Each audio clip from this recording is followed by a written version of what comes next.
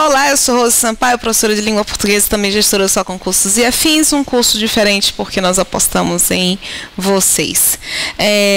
Hoje nós vamos ter a aula acerca do nosso menininho, o verbo, né? Vai ser com pompa de rei. O verbo é a classe gramatical mais relevante de todas as classes gramaticais e prometo para vocês uma coisinha. Vocês podem sair da aula sem aprender tudo de verbo, que é impossível também aprender tudo de verbo. Todos os dias eu aprendo um pouquinho. Mas vocês saem sem aquele peso, sem aquela pressão que verbo costuma gerar. Então a aula de hoje é uma aula para a qual eu tenho o maior carinho. Gosto muito de dar essa aula, porque o aluno acaba desmistificando algumas questões relacionadas ao processo verbal, tá? O verbo, por que o verbo é a classe gramatical mais importante? Já falei para vocês em vários momentos que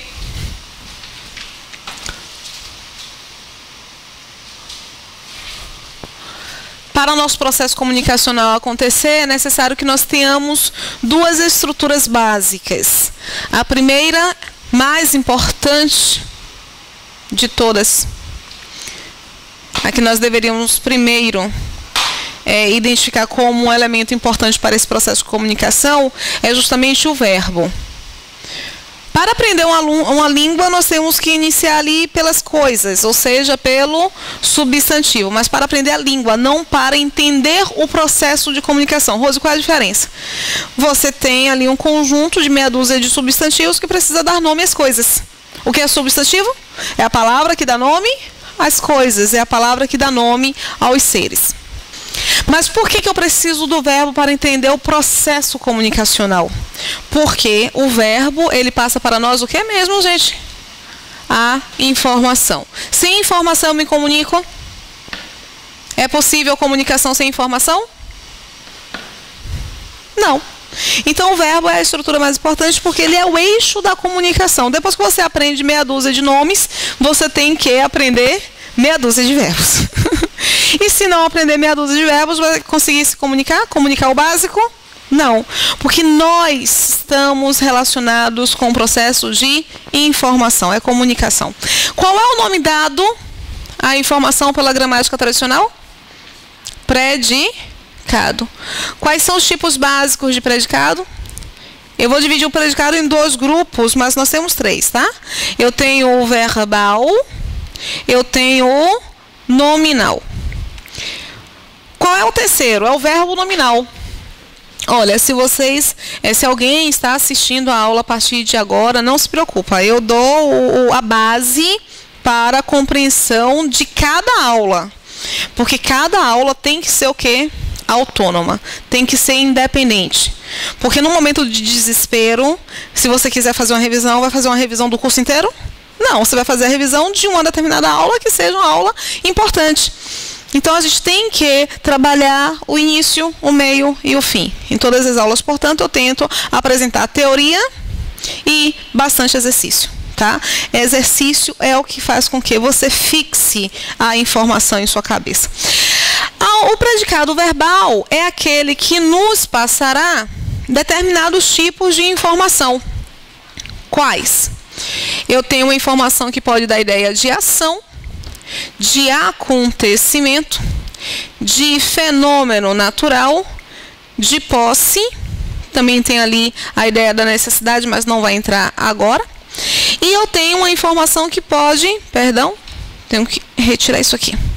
E eu tenho uma informação que pode dar para nós uma ideia de estado. É quando eu apresento o estado que eu encontro um verbo que classificamos como verbo de ligação. O que é um verbo de ligação? Ele não é expressivo para a comunicação. Rose, como assim? Você disse que o verbo é o eixo da informação. O verbo de ligação, no entanto, ele só introduz para nós a informação, estabelecendo uma ligação entre a coisa acerca da qual eu informo algo, que é justamente o meu sujeito, e o seu estado. Esse estado, gente, é bom que nós frisemos para o seguinte: pode ser uma característica específica, pode ser uma caracterização, vou colocar aqui uma ideia de comparação, tá? Quando eu digo que você é uma flor, Quando eu digo que você é uma flor, eu estou fazendo o quê? Uma comparação, né, com uma flor. Não deixa de ser um estado, uma característica do elemento. E eu tenho aqui um modo. Quando eu digo que você está bem, eu estou dando um modo com o qual você está. Então, meu predicado nominal, aquele que manifesta para mim um estado, tem um verbo de ligação, vai poder apresentar para o sujeito uma característica, uma comparação e um modo. Se for característica, o núcleo desse predicado vai ser um adjetivo. Você é legal. Ser legal é o quê? Uma característica, né? Quando é uma comparação, o núcleo é um substantivo. Porque se é comparação, você está pegando um substantivo e comparando a outro substantivo. Concordam? Concordam? Então, nós temos aqui sempre classe gramatical como núcleo dessa informação, aqui o substantivo. Se é um modo, eu tenho um advérbio de modo. Então, vejam só. Esse estado aqui, gente, vou antecipar algumas informações, tá? Super relevantes. Esse estado é o que nós chamamos de predicativo. Deu para entender? O predicado é a informação. É a informação inteira. A informação é o predicado. Se o meu predicado for nominal, ele tem como núcleo um estado. E esse estado vai ser chamado de predicativo. Deu para entender direitinho?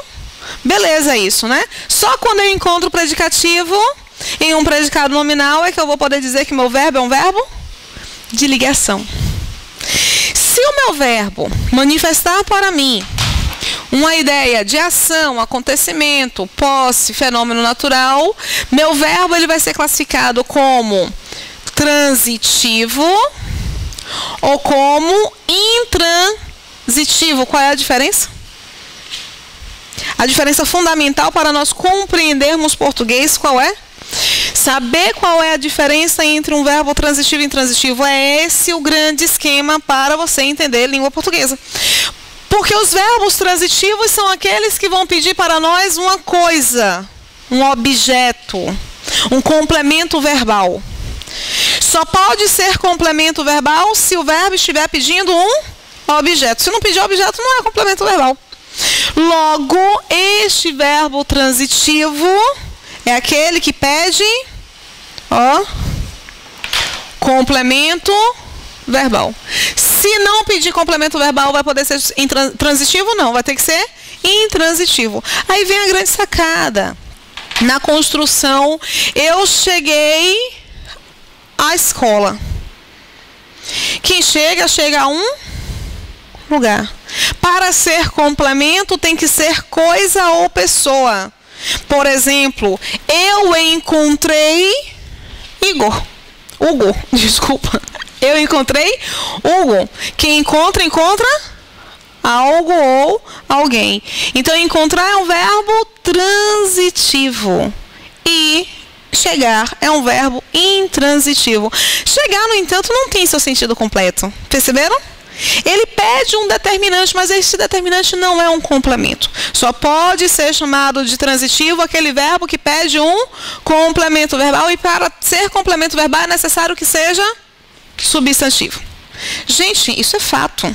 E quando você digere essa informação, você está 1000 passos à frente de um monte de gente que não sabe, infelizmente, fazer esta diferenciação fundamental, essa diferenciação básica.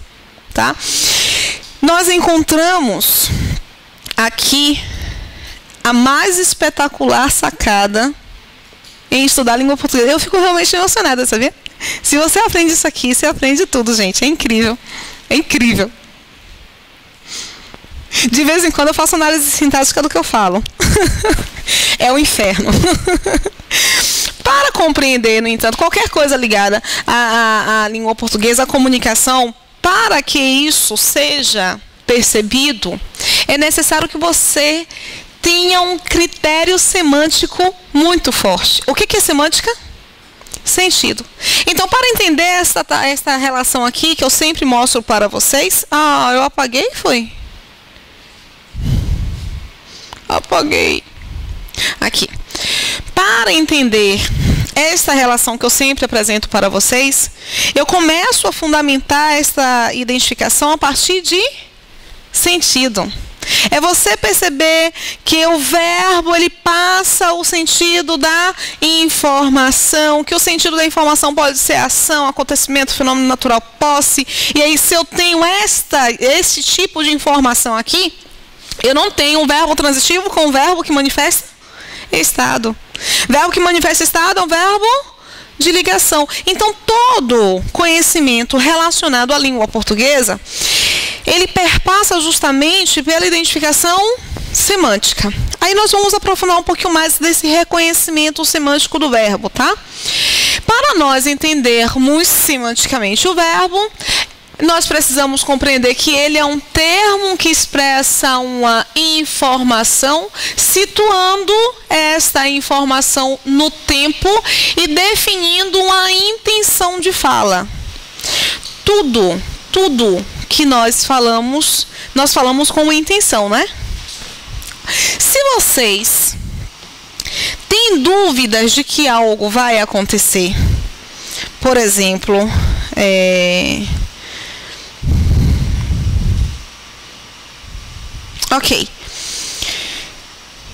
um relacionamento. A pessoa está ali na dúvida de ficar ou não ficar com alguém em um futuro. Aí tentem colocar o verbo namorar nessa expectativa da dúvida da concretização da ação para o futuro. Como é que nós falaríamos isso?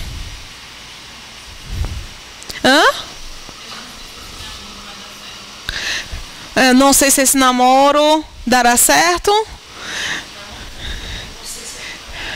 Eu não sei se eu vou namorar. Reparem só. Olha como toda vez que a gente para refletir sobre o processo, às vezes, quando nós não sabemos qual é o passo a passo dessa análise, nós acabamos construindo outra informação que não é a informação que eu solicitei. Eu não sei se vou namorar. Bom, eu tenho quantas informações? 2 informações. Saber e vou namorar. Ok? A ideia da condição está no verbo? A ideia da condição está em quê? No si. E eu pedi para que vocês manifestassem a ideia da condição onde? No verbo. No verbo namorar. Aí vocês pegaram o sei. Eu não sei. Você está negando o sei. Eu não sei. Então é pela semântica do verbo sei, pelo sentido que o verbo sei tem dicionarizado, que você tem ideia da possibilidade relacionando com este não aqui. Porque quando você diz apenas sei, você manifesta o quê? Dúvida? Você manifesta certeza. Eu não sei. Você está manifestando para o carinha lá a certeza de que você não sabe. Olha, eu vou namorar. Você está dizendo o quê? Que tem dúvida com o vou namorar? Não, você manifesta que tem dúvida com o si. O concurso sabe que vocês não refletem. E aí, o CESP, por exemplo, e atrás do CESP tem um monte de gente. O CESP, por exemplo, pergunta se esta construção, por apresentar uma forte relação condicional, está errado? Não é condicional? É um verbo no futuro do subjuntivo. Não é. Tem aqui só uma conjunção de condição, tá? Ó, se eu fizer. Se eu fizer uma pergunta, vocês respondem? Se eu fizer uma pergunta, vocês respondem? Aí se vocês vão dizer sim ou não. Mas tudo isso está atrelado ao se eu fizer. Essa condição é uma condição de ação para o futuro, né? Não é uma condição de ação para o futuro? Então, isso aqui apresenta para nós essa possibilidade. Esta hipótese, ok? Aqui é a hipótese. Se eu tivesse certeza do fazer, Como é que eu apresentaria para vocês? Futuro. Farei uma pergunta para vocês. Vocês vão responder? Então, eu estou dando a certeza de que eu farei. E eu estou perguntando se vocês responderão. Mas eu dou a certeza de que eu farei. Perceberam? Então, olha a diferença. O verbo, ele marca intenção. É sempre intenção de fala. É sempre um para quê. Toda vez que vocês forem estudar verbo, vocês vão ter que pensar, para que eu estou utilizando essa forma? Eu tenho alguns paraquês, tá? Em relação ao verbo. Eu vou manifestar a intenção de fala com uma certeza, uma dúvida ou uma ordem. Intenção de fala é o que nós chamamos, eu vou colocar aqui, intenção de fala. Para o verbo, eles chamam de modo. O modo verbal, se é a intenção de fala, está atrelado ao reconhecimento semântico. Não é visual. É semântica, é sentido. É o que você quer manifestar para o seu interlocutor. Então, o que nós vamos fazer? Todas as vezes que eles perguntarem qual é o modo verbal, nós temos que analisar a intenção de fala. São 3 as intenções. Na verdade, 4. Eu gosto de introduzir uma 4ª intenção, que geralmente você não encontra nas gramáticas tradicionais, mas que é bem bacaninha de marcar aqui. Eu tenho a intenção de marcar uma certeza, ou seja, um modo de certeza, que eu vou chamar de indicativo. Ok? Eu tenho a intenção da hipótese, que eu chamo de subjuntivo. Eu tenho a intenção da ordem, que eu chamo de imperativo. E eu tenho uma outra intenção aqui, como eu falei para vocês, essa 4ª ela não é normalmente apresentada como um modo, mas eu gosto de analisar como um modo. Por quê? Porque o formato deste modo, ele se confunde com o formato do subjuntivo. Daqui a pouco eu vou explicar isso para vocês direitinho, tá? Que é o modo do infinitivo. Rose, o que é isso? O infinitivo é andar, correr, nadar, ok? Como é que o infinitivo é o modo? Qual é a intenção de fala do infinitivo? Marcar indeterminação temporal. Eu indetermino o tempo. Estão acompanhando a ideia? Estão acompanhando? Daqui a pouco eu vou pedir para vocês pararem até de anotar, tá? Para focarem mais a atenção.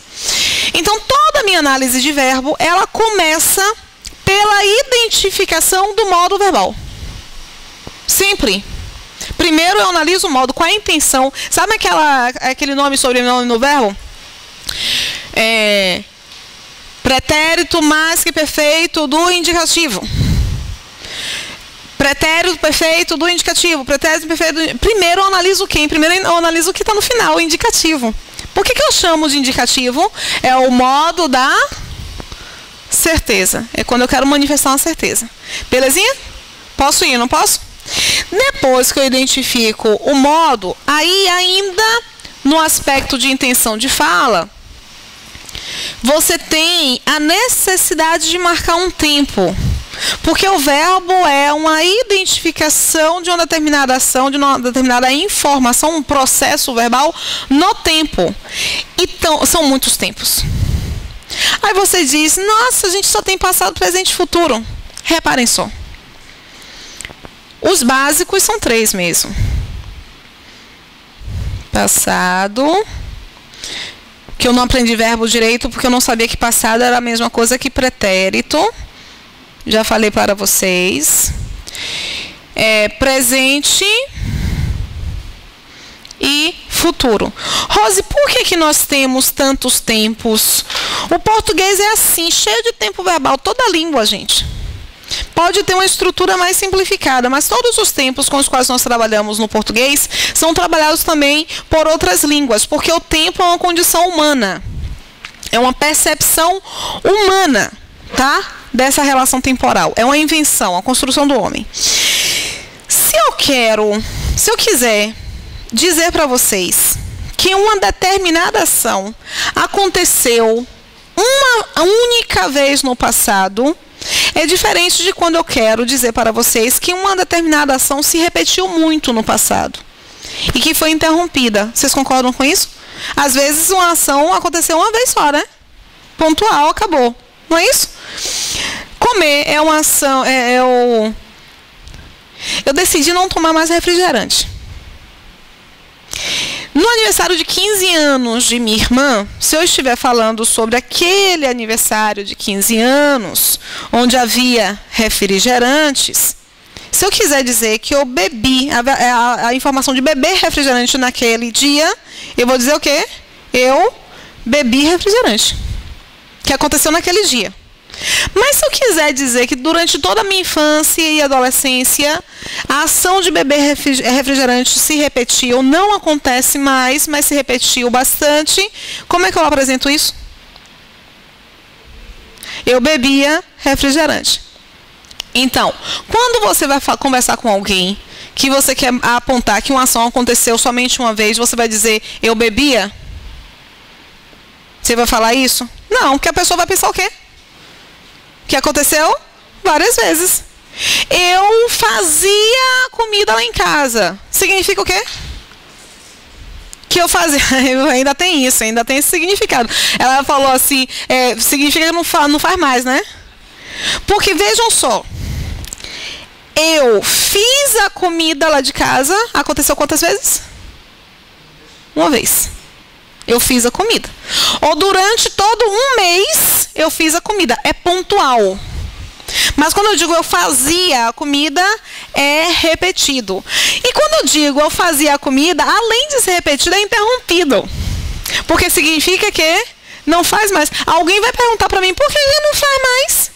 Porque eu descobri que eu não tenho talento para isso. Então, eu não faço mais. Dessa sensação de que algo foi interrompido. Eu sempre apresento o seguinte exemplo.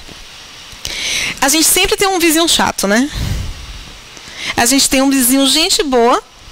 Algumas pessoas se tornam até amigas desse vizinho, de tão gente boa que é. E outras pessoas só acham durante 30, 20, 50 anos convivendo no mesmo prédio que essa pessoa é gente boa. Não se aproxima, mas acha que é gente boa. Mas sempre tem aquele vizinho chato, que fica olhando para a tua vida no lugar de olhar para a vida dele. Não tem isso? Todo mundo tem, né? Todo mundo pensa, fulaninha assim mesmo. Repare só. Se esse vizinho chato vai até a sua casa, você está praticando a ação de estudar. Seu vizinho chega, toca a campainha, você vai lá atender. Se você não quiser que seu vizinho entre, você faz assim, ó, com o pé na porta. Você abre, cria uma barreira. Gente, se você abrir assim, o vizinho entra. É incrível. Você já faz uma barreirinha, né? Com o pé. Oi, como é que vai? Aí o vizinho vai dizer assim, tava fazendo o quê? É ação de estudar. Você vai responder como? Estudando? Só estudando? Eu estava estudando. Sabe o que o vizinho faz? Mesmo com o pezinho assim? Uma empurradinha na porta e entra. Então, amiga, você faz... Ele vai entrar. E por que ele vai entrar? Porque você estava estudando. Você não está estudando mais. O adequado é falar o quê? Eu estou estudando. Nem se eu estou estudando com o pé lá parado, ele não vai entrar. Aí o vizinho vai dizer assim, ah, tá, então depois eu volto. Percebe a importância de identificar essa relação? O estudando é um outro tipo também de informação bacana. Dizem que é pra gente matar o gerúndio. Mas, gente, o gerúndio é super importante. No que diz respeito ao processo, à intenção de fala, quando eu digo que eu estava estudando, essa ação ela foi prolongada, não foi? Então você tem uma extensão maior. Eu estou estudando, estou vendo televisão, estou indo, tá? Então você tem toda uma construção diferenciada na utilização do gerúndio. Deu para perceber direitinho? Se você, pensando no futuro, essa relação também de tempo. Se você diz, eu terei feito o jantar, não se preocupa, eu terei feito o jantar. Vou colocar aqui numa setinha, tá?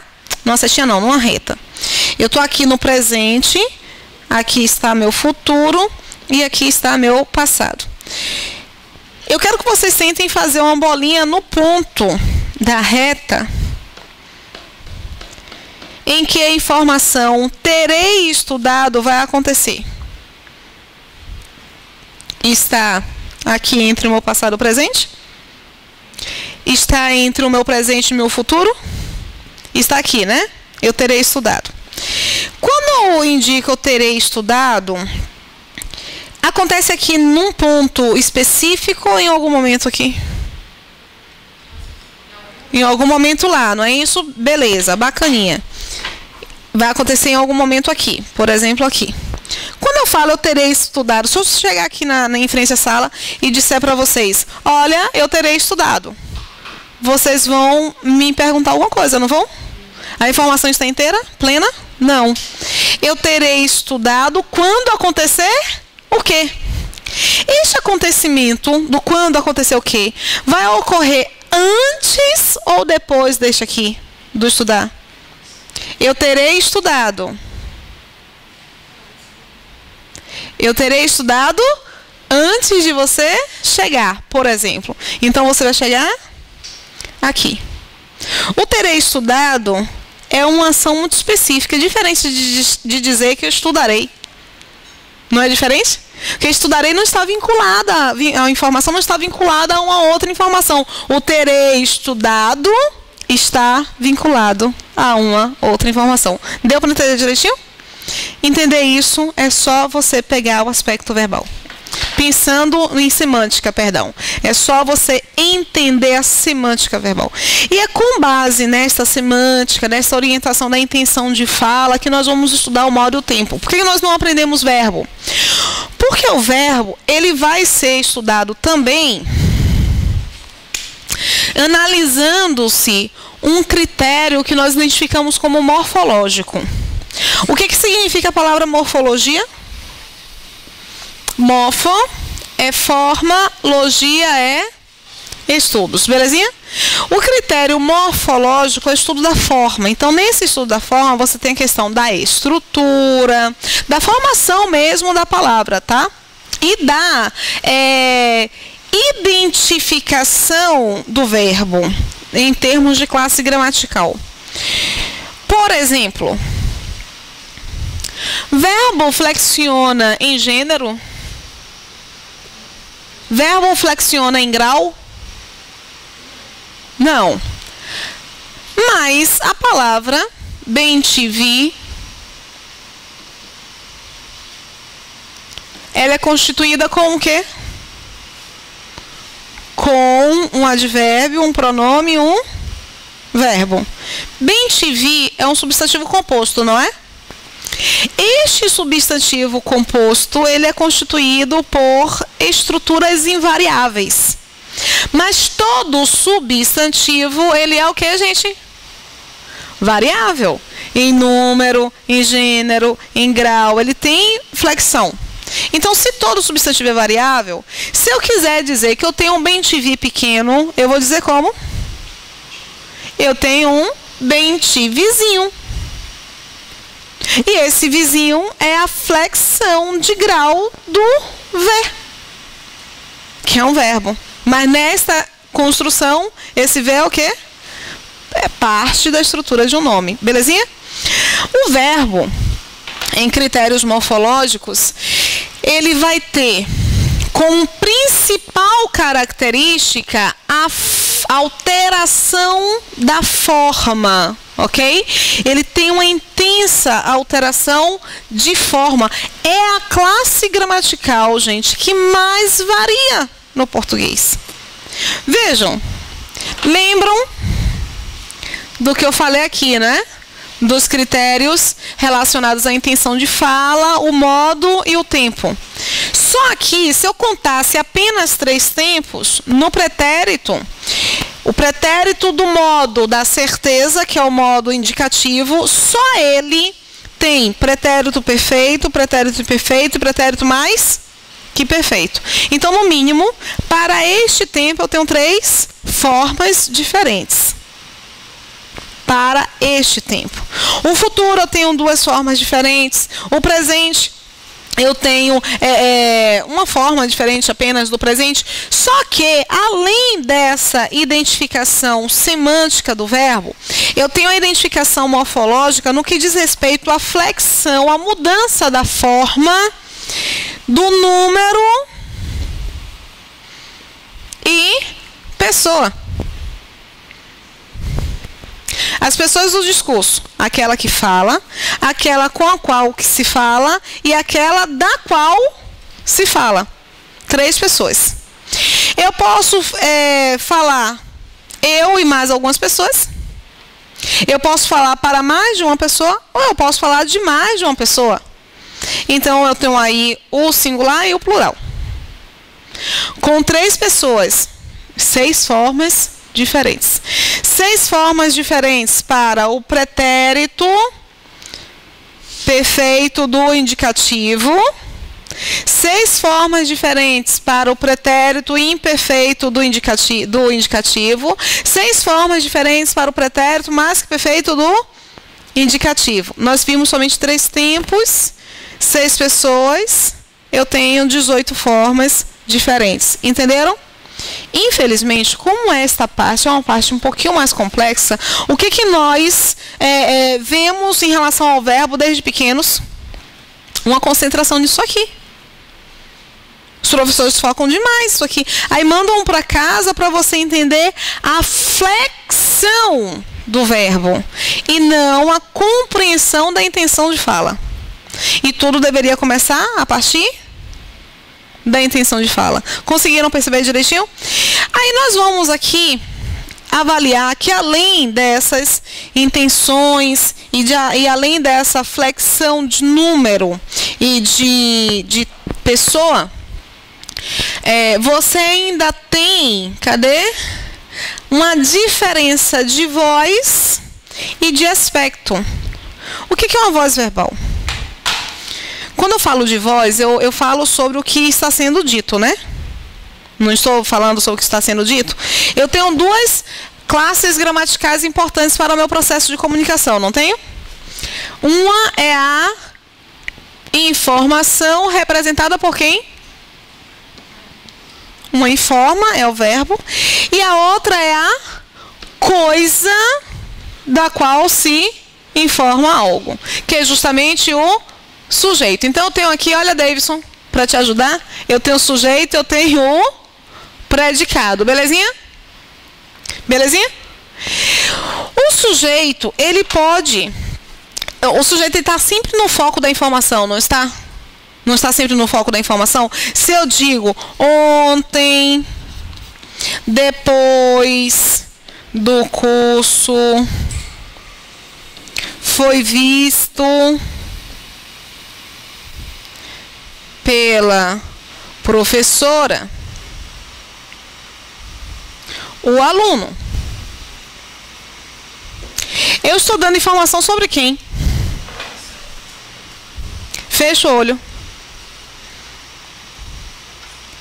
Fechem os olhos para não ver matar o tempo de você.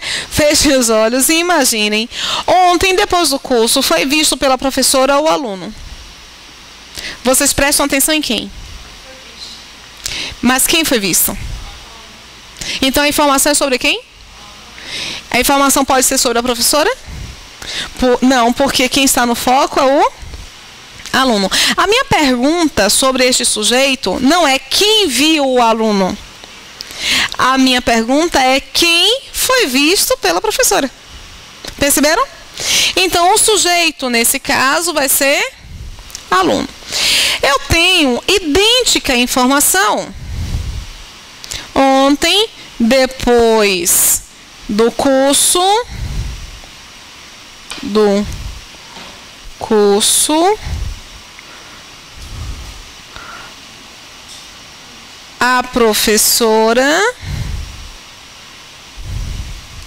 viu o aluno. Ok? Não tenho essa informação? É a mesma informação, né? O que mudou?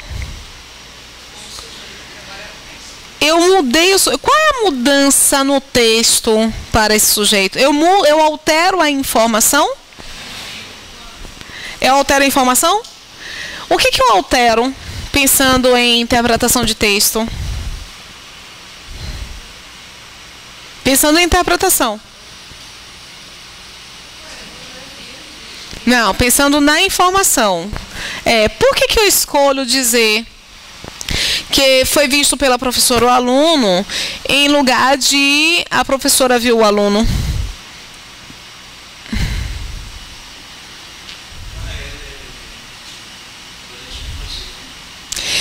Mas por que essa mudança aconteceu? Perfeito. O foco que a gente quis dar. O foco. Então, por exemplo, se você acha que o aluno é mais importante, você vai colocar o aluno como sujeito. Se você acha que a professora é mais importante, você vai colocar a professora como sujeito. Então, o foco que você quer dar. Essa é uma estratégia muito importante para roteiro de filme. Se eu digo que a vítima foi vista pelo assassino, a câmera vai enquadrar quem? O assassino? Feche os olhos enquanto eu falo. Feche os olhos. A vítima foi vista pelo assassino. Você vê o assassino sorrateiro e a vítima no foco do meu enquadramento. Mas se eu digo que o assassino viu a vítima, você já muda a perspectiva, né?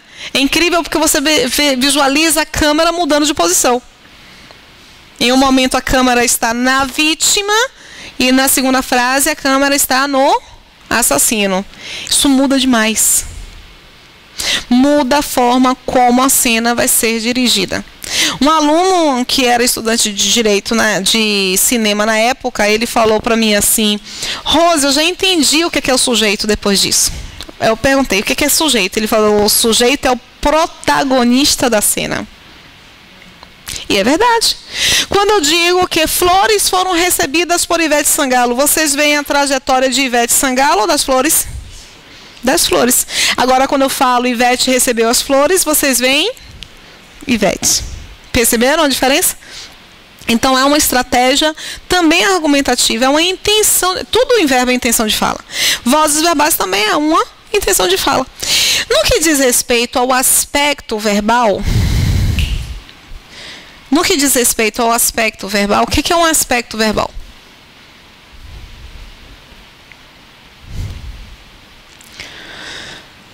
Aspecto verbal é a ideia da duração do ato. Rose, não entendi. Eu só vou ter aspecto verbal. Tradicional, eu tenho 2 aspectos verbais. Eu tenho outros, né? Então não vou nem poder colocar o só. Mas para vocês entenderem o que é essa ideia da duração verbal. Eu fiz comida. Lembram desse exemplo? E eu fazia comida. Ok? Identificação de aspecto verbal e identificação também de semântica. Mas de uma forma ou de outra eu tenho uma alteração do formato da estrutura verbal por causa do aspecto verbal. Beleza? Quando eu digo para vocês, eu fiz comida, a duração desse ato é pontual ou é prolongada? Pontual. Algo pontual é mais perfeito, não é? Não é mais perfeito? Então eu tenho um aspecto perfeito. E fazia comida é pontual ou é prolongado? É prolongado. Algo prolongado eu vou poder classificar aqui como imperfeito, não vou? Não vou poder fazer essa classificação? Aí reparem só. Na construção, eu faria a comida. Vocês têm como identificar para mim se esta ação faria é perfeita ou imperfeita? E aí? Eu consigo identificar se ela é perfeita ou imperfeita? Não, porque ela não aconteceu. Eu não posso dizer que é perfeito ou imperfeito algo que não aconteceu. Então eu poderei chamar este verbo de perfeito? Poderei chamar de imperfeito? Perfeito e imperfeito somente esses dois, porque eu consigo identificar uma limitação de tempo. Na construção, ela fará comida. Eu consigo perceber se é perfeito ou imperfeito? Também não, porque ainda não aconteceu. O que significa dizer com isso? Que perfeito ou imperfeito só acontecem no passado. Já limita bastante, né? Só acontece no passado e só acontece quando você dá certeza à ação. Qual é o modo que dá certeza? Indicativo. Não é indicativo? Então, perfeito e imperfeito só acontece em qual tempo? Em qual modo primeiro? Tá, vou começar no tempo não, mesmo. Ele só acontece no pretérito e ele só acontece no indicativo. Belezinha? Como é o nome desse verbo aqui? Nome que eu dou a esse tempo? Tempo modo verbal. Eu chamo de pretérito imperfeito do... E como é que eu chamo esse? De pretérito perfeito do... É difícil isso, gente. Depois que cai a ficha e você percebe que precisa identificar o valor semântico, não é difícil. Ah, então você está no meu grupo. Eu acho que para essa turma eu não falei, mas eu sempre falo. Eu tinha muito bloqueio com verbo. Falei, eu acho que na semana passada eu citei algo, mas eu não falei o episódio em si. Eu tinha muito bloqueio com verbo, vim de escola pública. E aí quando eu cheguei no dia do cursinho, quando o professor trabalhou com verbos, ele falou assim, olha gente, eu vou falar para vocês, antes de nós trabalharmos com verbo, eu preciso dizer para vocês uma coisa super importante. Pretérito é a mesma coisa que passado.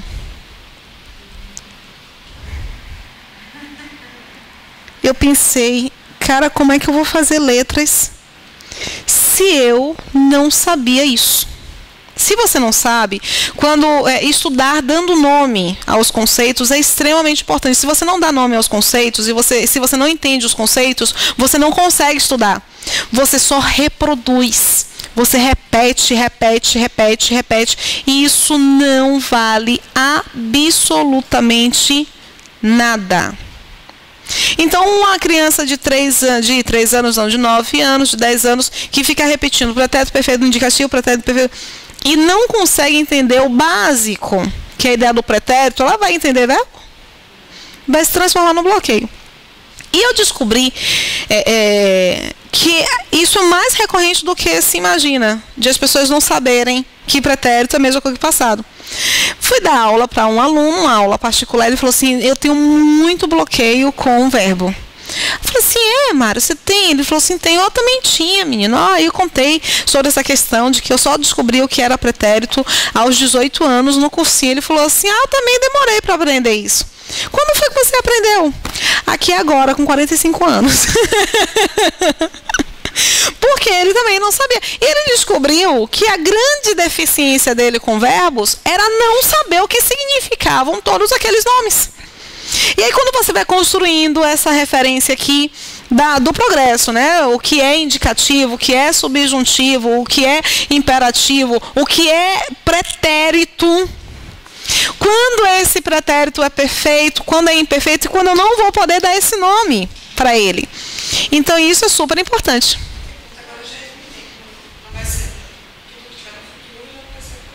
Não vai ser pretérito. Tudo que não aconteceu, tudo que estiver no futuro não vai ser pretérito. E tudo que estiver no futuro também não vai ser perfeito ou imperfeito. Porque você não tem ideia da finalização. Você elimina.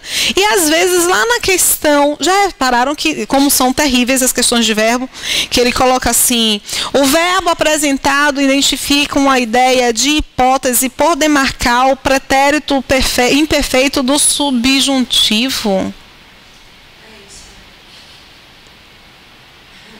Aí você relê, você não vai entender, porque se você não sabe base, você não vai entender mesmo.